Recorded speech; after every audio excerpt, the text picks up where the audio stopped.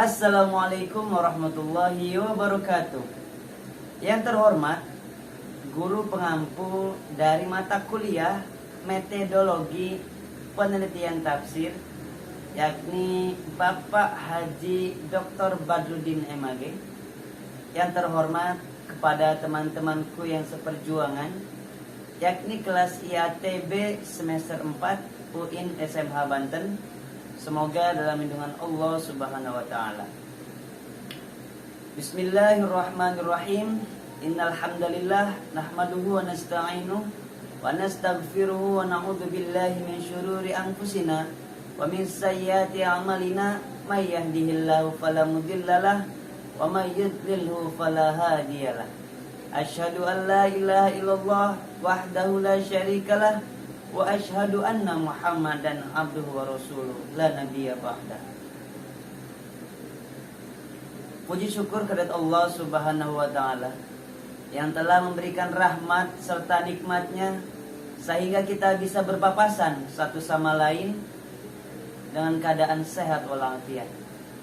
Salawat beserta salam marilah kita limpah curahkan kepada junjungan Nabi besar kita, yakni Nabi Muhammad Sallallahu Alaihi Wasallam. Baiklah, berdirinya saya di sini, saya sebagai moderator yang insya Allah akan memimpin jalannya diskusi ini, yang mana diskusi kali ini ditujukan untuk memenuhi tugas UTS atau ulangan tengah semester dari mata kuliah metodologi penelitian tafsir, yang mana guru pengampunya adalah Bapak Dr. Haji Badrudin MAG. Baiklah, untuk mempersingkat waktu, marilah kita buka diskusi kali ini dengan lafaz al-basmalah. Bismillahirrahmanirrahim. Baiklah, untuk sesi selanjutnya yakni ada pemateri 1 dan pemateri 2. Pemateri 1 yang insya Allah akan disampaikan oleh Thorik Rozik, dan pemateri kedua insya Allah akan disampaikan oleh Syahrul Gufron. Baiklah, pemateri pertama kepadanya kami persilahkan.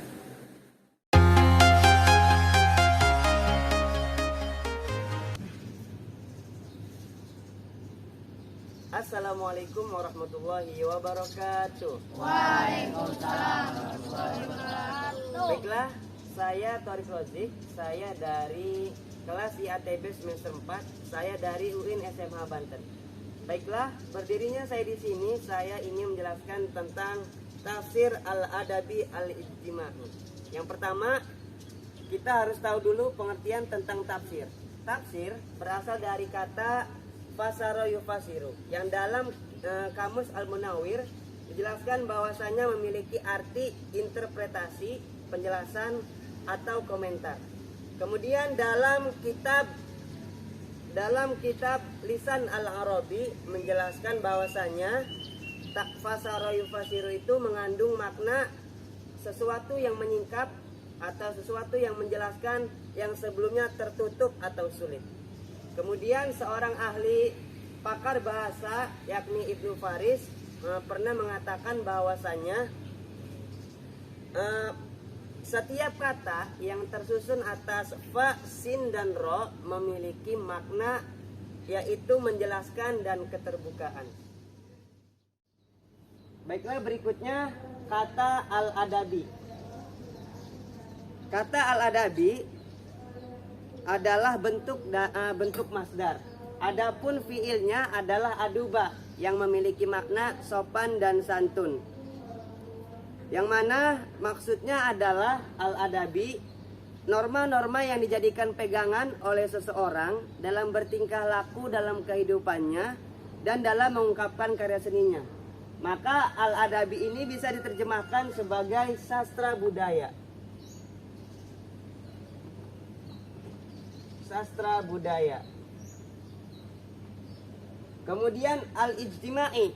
Al-ijtima'i adalah bermakna banyak bergaul dengan masyarakat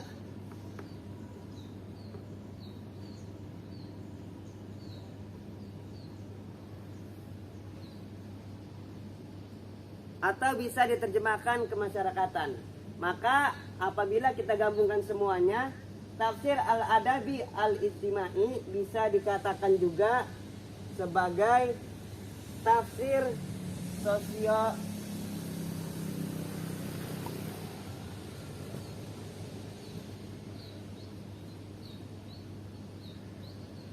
kultural. Ya.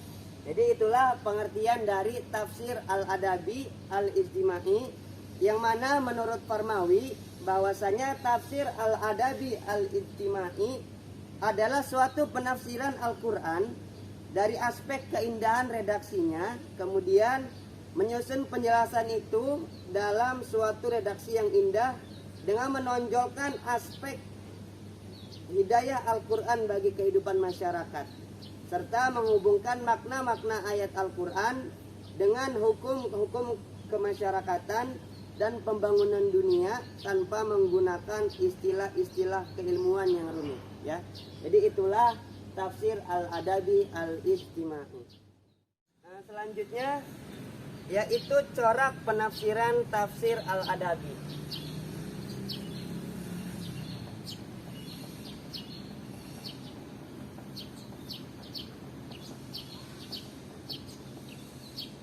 Corak penafsiran tafsir al-adabi al-ijtimai, yaitu yang pertama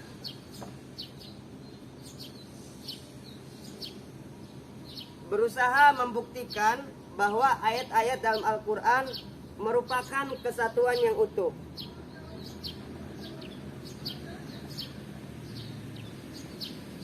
Ya, jadi yang pertama corak penafsirannya itu yaitu ingin membuktikan bahwasanya ayat dalam Al-Quran merupakan suatu kesatuan yang utuh, yang mana satu ayat dengan satu ayat yang lain itu saling berhubungan. Ya, jadi kesatuan yang utuh, jadi saling melengkapi. Nah, yang kedua, ayat Al-Quran bersifat umum.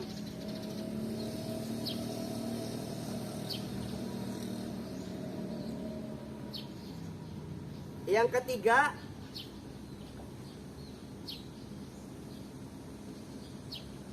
Al-Quran adalah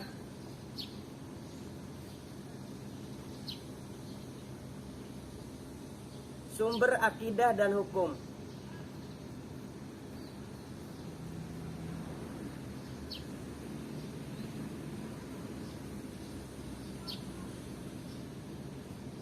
Yang keempat,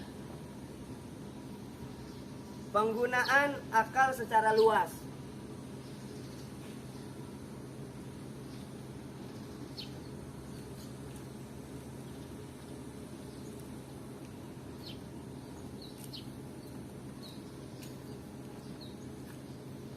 Yang kelima, memberantas taklid.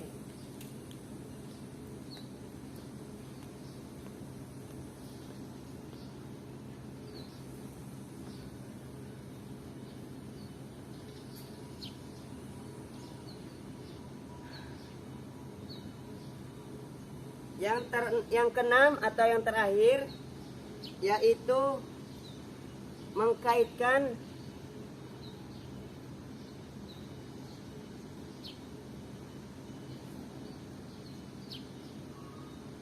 interpretasi dalam kehidupan sosial.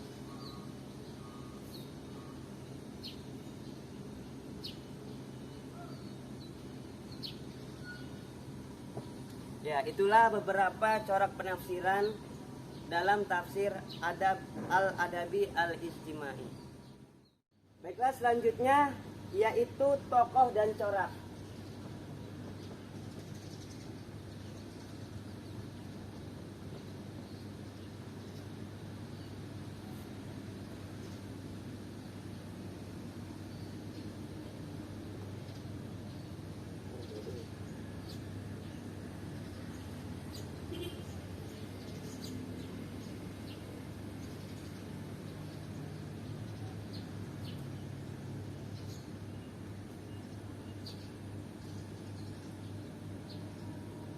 Baiklah, selanjutnya yaitu adalah tokoh dan corak. Salah satu tokohnya adalah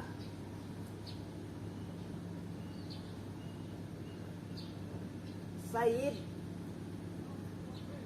Qutb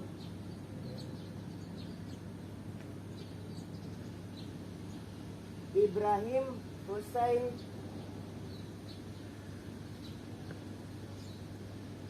Syazili dalam kitab Fi Zilal Al-Quran.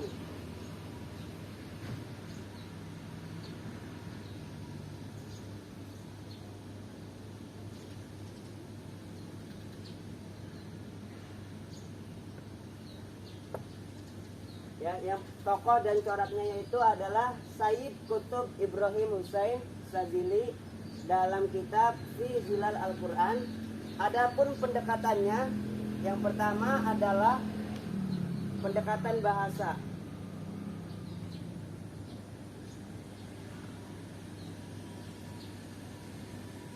Yang kedua, pendekatan sains.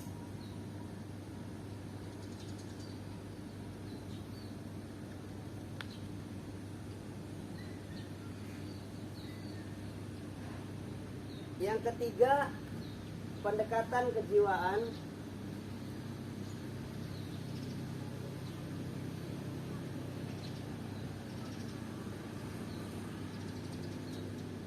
Dan yang terakhir, pendekatan kemasyarakatan.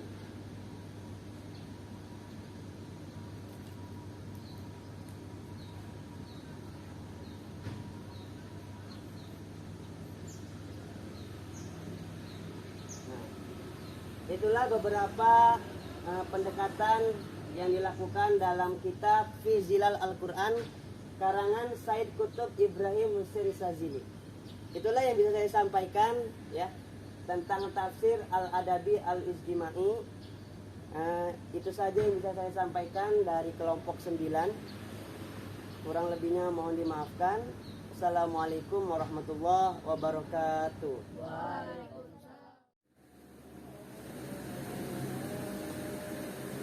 Terima kasih kepada pemateri pertama yang telah menyampaikan dan telah memaparkan materi yang berkaitan tentang metodologi penelitian tafsir. Lalu kita ke sesi selanjutnya, yakni pemaparan dari pemateri kedua. Kepada Syahrul Gufron, kepadanya kami persilahkan.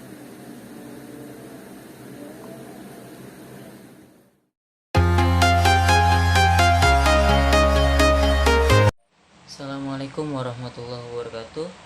Saya perkenalkan, saya Syahrul Gufron dari jurusan Ilmu Al-Quran dan Tafsir,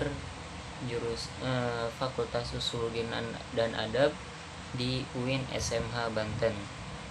Di sini saya akan menerangkan atau menjelaskan pengertian dari metode penelitian tafsir ilmi dan metode penelitian tafsir syar'i. Di sini saya akan menjelaskan dahulu metode penelitian tafsir ilmi. Tafsir ilmi berasal dari atas dua kata, yaitu tafsir yang secara bahasa mengikuti wazan taf'il, artinya menjelaskan, menyingkap dan menerangkan makna-makna rasional. Yang kedua yaitu ilmi. Ilmi yang secara bahasa berarti ilmu, pengetahuan. Di sini yang saya kutip, yang dimaksud dengan tafsir ilmi adalah sebuah penafsiran tentang ayat Al-Quran melalui pendekatan ilmu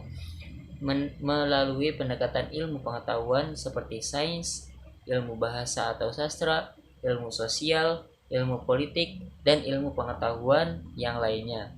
Jadi dapat didefinisikan sebagai penafsiran ayat-ayat Al-Quran berdasarkan pendekatan ilmiah.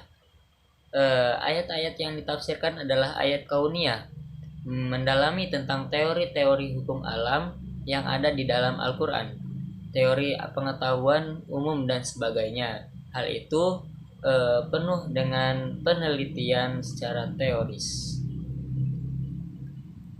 Selanjutnya, tafsir bercorak ilmi adalah kecenderungan menafsirkan Al-Quran dengan memfokuskan penafsiran pada kajian bidang ilmu pengetahuan, yakni untuk menjelaskan ayat-ayat yang berkaitan dengan ilmu pengetahuan dalam Al-Quran. Jadi tafsir ilmi ini menjelaskan di dalamnya, menerangkan tentang ayat-ayat yang berhubungan dengan ilmu pengetahuan dan lain sebagainya. Selanjutnya, kajian tafsir ini adalah untuk memperkuat teori-teori ilmiah dan bukan sebaliknya. Alasan yang melahirkan adalah sebuah seruan ilmiah, yaitu seruan yang didasarkan pada kebebasan akal dari keraguan-keraguan dan prasangka buruk. Bahkan Al-Quran mengajak untuk merenungkan fenomena alam semesta, atau seperti juga banyak kita jumpai ayat-ayat Al-Quran ditutup dengan ungkapan-ungkapan seperti telah kami terangkan ayat-ayat ini bagi mereka yang miliki ilmu, atau dengan ungkapan bagi kaum yang berpikir apa yang dicakup oleh ayat-ayat kauniyah dengan makna-makna yang mendalami akan menunjukkan pada sebuah pandangan bagi pemerhati kajian dan pemikiran khususnya, bahwa merekalah yang dimaksudkan dalam pemerintah untuk mengungkap tabir pengetahuan melalui perangkat ilmiah. Jadi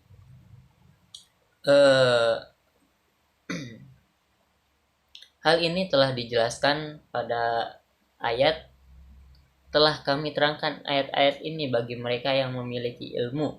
Jadi hal ini sudah ditujukan untuk mencari teori-teori tentang ilmiah. Jadi tafsir ilmi ini bertujuan untuk memfokuskan pada ayat-ayat tentang ilmu pengetahuan seperti ilmu sosial, ilmu bahasa, dan lain sebagainya. Ilmu alam semesta pun termasuk. Hal ini dapat beberapa metode. Yang pertama yakni metode tahlili. Jadi metodenya pertama tahlili atau analisis, di mana Bakr Shader menyebutkan dengan metode tajzili, yaitu suatu metode tafsir di mana mufasirnya berusaha menjelaskan kandungan ayat Al-Quran dari berbagai seginya dengan memperhatikan runtunan ayat-ayat dan surat-surat Al-Quran sebagaimana yang tercantum dalam mushaf.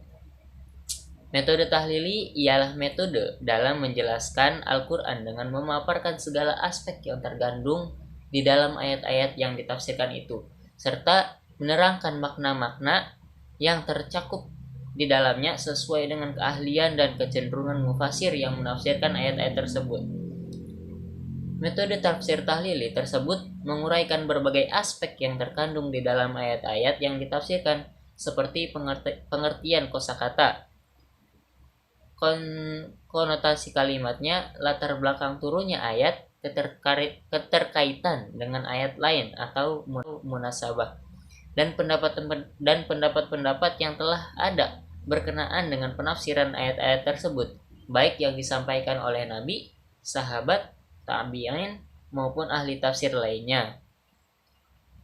Hal itu dari referensi Baidan 1998. Selanjutnya sistematika penulisan. Menurut susunan ayat-ayat dan surat-surat di dalam mushaf, dalam metode penafsiran ini terdapat beberapa kriteria. Yang pertama, lebih menekankan pada penemuan-penemuan sains dan menjadikan sebagai tolak ukur memahami ayat-ayat Al-Quran. Dan yang kedua, penyerupaan. Ketiga, tidak menghiraukan kriteria-kriteria teologis dan kondisi yang ada pada saat ayat turun. Yang keempat, mempersiapkan kemunculan aliran pemikiran elektis dan penafsiran material terhadap ayat-ayat Al-Quran. Seperti beberapa contoh karya tafsir ilmi seperti Tafsir Al-Kabir atau Mafatih Al-Ghaib dari pengarang Fakhruddin Ar-Razi. Yang kedua, Tafsir Al-Jawahir fi Tafsir Al-Quranul Karim, pengarangnya Tantowi Jauhari. Dan yang ketiga, Tafsir Al-Ayat Al-Kauniyah Abdul Syayat, dan itu pengarangnya, dan beberapa kitab-kitab tafsir tentang ayat ilmiah. Selanjutnya di sini saya akan memberikan contoh ayat Al-Qur'an. Dapat dikemukakan dalam penafsiran Muhammad Abduh terhadap surat Al-Fil ayat 3 sampai 4. Menafsirkan kata toiron ababil atau burung ababil dengan mikroba, dan kata al-hijarah batu dengan kuman penyakit, atau penafsiran Abdur Ar-Razzaq Naufal pada Quran surat Al-A'raf ayat 189. Bismillahirrahmanirrahim. Huwallazi khalaqakum min nafsin wahidatin ja'ala minha zawjaha liyaskunu ilaiha falamma ta'asyaha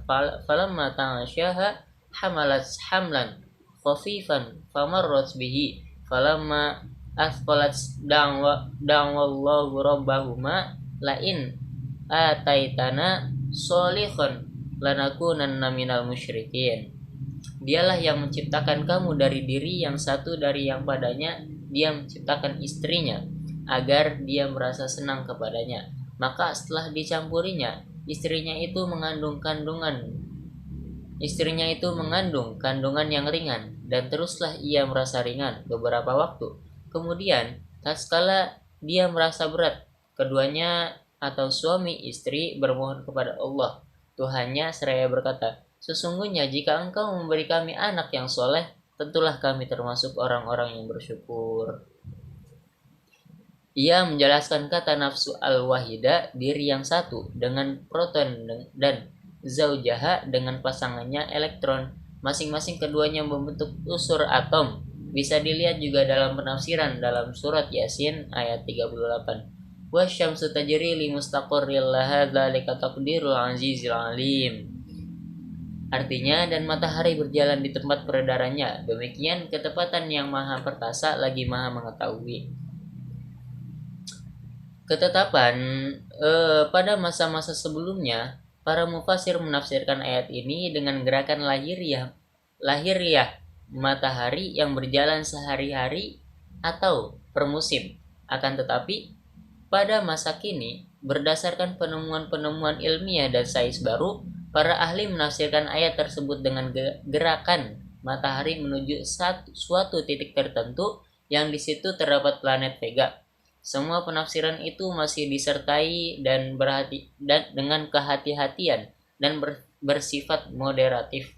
Akan tetapi, di beberapa kalangan musafirin, kita melihat keteledoran dan kelebihan dalam menafsirkan ayat-ayat Al-Quran dengan rangka mendukung metode penafsiran ilmiah. Hal ini telah dikutip oleh Rohimin yang berjudul Metodologi Ilmu Tafsir dan Aplikasi Model Penafsiran. Yogyakarta, Pustaka Pelajar 2007 halaman 97. Selanjutnya tentang metode penelitian tafsir syar'i atau sufisme dan aplikasinya. Tafsir isyari adalah kata majemuk yang terdiri dari dua kata yang saya sebutkan tadi. Tafsir artinya menjelaskan atau menerangkan. Sedangkan syar'i berfungsi sebagai keterangan sifat bagi kata tafsir. Dengan demikian, tafsir isyari adalah sebuah penafsiran yang berasal dari isyarat, seperti isyarat kata atau isyarat perbuatan atau yang lain sebagainya. Isyarat secara etimologi berasal dari kata asyara yashiru isyaratan yang berarti memberi isyarat atau petunjuk. Kata isyarat mempunyai padanan makna bersinonim dengan kata al-adil yang berarti dalil, sinyal, isyarat, panggilan, petunjuk, nasihat, dan saran. Dari definisi tersebut dapat kita pahami bahwa tafsir isyari merupakan hasil produk ahli tafsir yang menggolongkan dirinya pada aliran tasawuf. Untuk memperoleh tafsiran ini diperlukan olah spiritual yang konsisten sehingga mencapai pada suatu tingkatan di mana akan terungkap pada dirinya berbagai isyarat suci di balik tabir berbagai ekspresi ayat Al-Quran.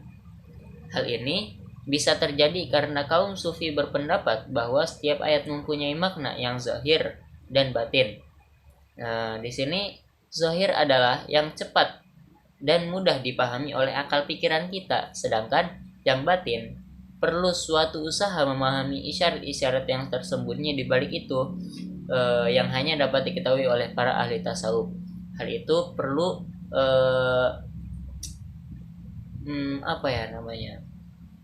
perlu pengalaman spiritual lah, seperti orang-orang tasawuf menyendiri dan mencari kebenaran gitu. Selanjutnya, penggunaan istilah tafsir isyari sering disinonimkan dengan tafsir esoterik. Kata esoterik berasal dari bahasa Inggris yang artinya rahasia atau sembunyi.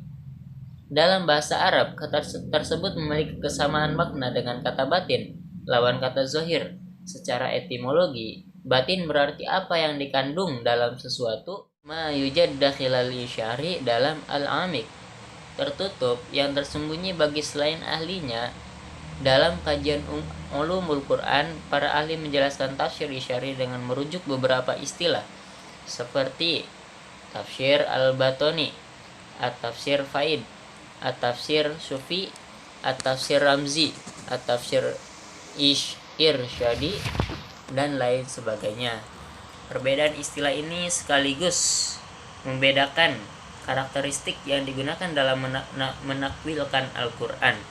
Proses penafsiran tafsir isyari ini dalam beberapa literatur studi Al-Quran termasuk dalam kategori takwil yang secara teknis bermakna hermeneutika simbolis. Selanjutnya, tafsir isyari ini sebagai penafsiran Al-Quran yang berlainan menurut zahir ayat karena adanya petunjuk-petunjuk yang tersirat dan hanya diketahui oleh sebagian ulama atau hanya diketahui oleh orang yang mengenal Allah Subhanahu wa taala, yaitu orang yang berpribadi luhur dan yang terlatih jiwanya atau para sufi gitu, seperti orang-orang sufi. Sehingga dapat menjangkau rahasia-rahasia Al-Quran. Pikirannya penuh dengan arti-arti yang mendalam,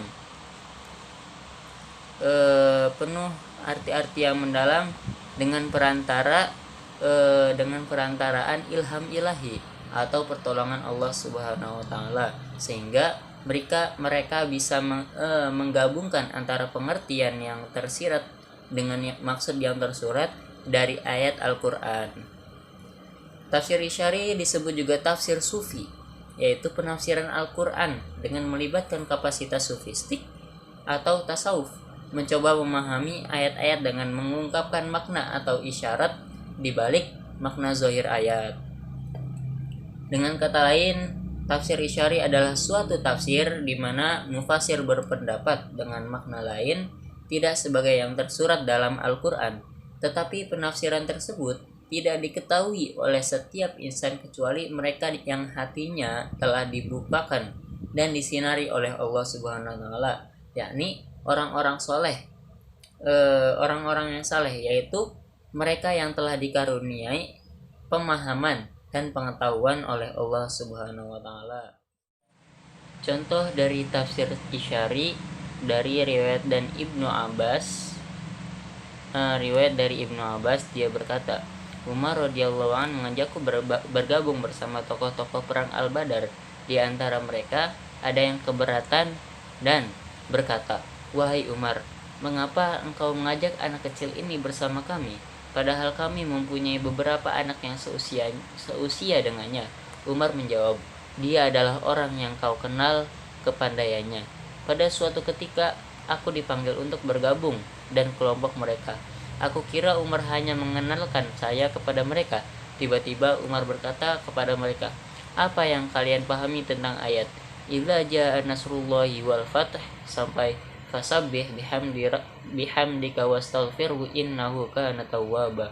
Apabila telah datang pertolongan Allah dan kemenangan, maka bertasbihlah dengan memuji Tuhanmu dan memohon ampunlah kepadanya. Sungguh Dia Maha Penerima Taubat. Sebagian mereka menjawab, kami diperintahkan untuk memuji dan meminta kepada Allah ketika mendapat pertolongan dan kemenangan. Sebagian yang lain tidak menjawab. Kemudian Umar menanyakan kepadaku, begitulah pendapatmu? Begitukah pendapatmu, wahai Ibnu Abbas? Jawabku, bukan seperti itu. Ayat ini tentang berita ajal Rasulullah. Berdasar riwayat di atas, jelas menunjukkan bahwa pemahaman Ibnu Abbas ini tidak bisa dikuasai oleh sahabat-sahabat yang lain. Mereka hanya memahami makna zahirnya saja. Hal itu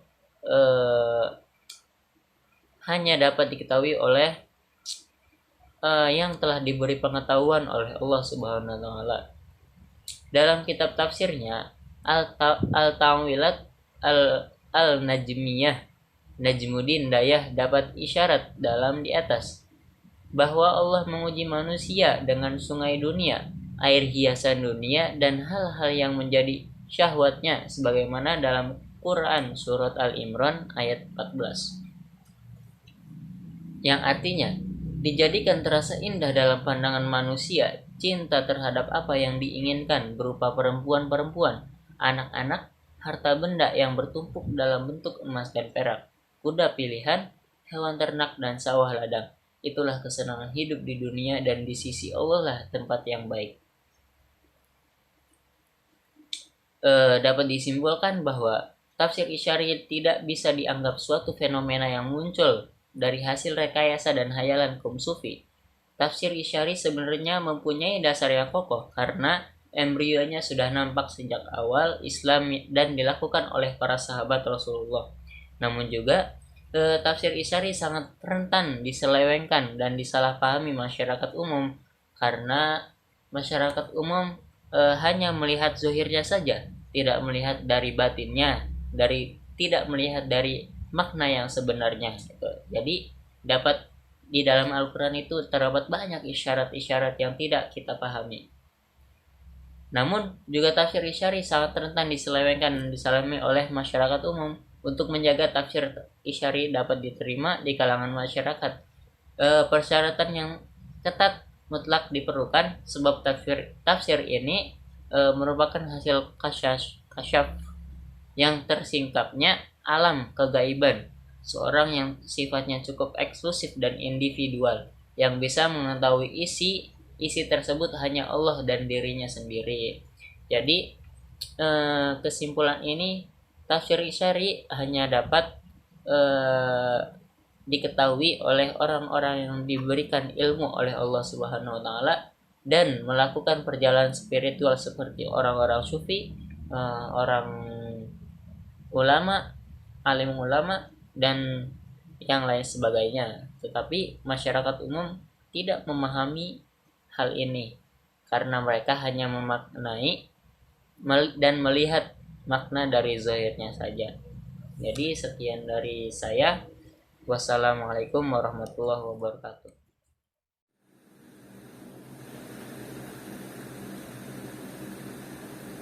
Baiklah teman-teman, terima kasih kepada pemateri kedua yang telah memaparkan pemaparannya yang berkaitan tentang metodologi penelitian tafsir. Mungkin itulah diskusi yang bisa disampaikan kali ini. Dari pemateri pertama sampai pemateri kedua, kita berada di dalam penghujung acara, yakni sesi penutupan. Marilah kita tutup sesi penutupan ini dengan lafaz Alhamdulillah. Terima kasih atas perhatiannya. Kurang lebihnya mohon dimaafkan. Assalamualaikum warahmatullahi wabarakatuh.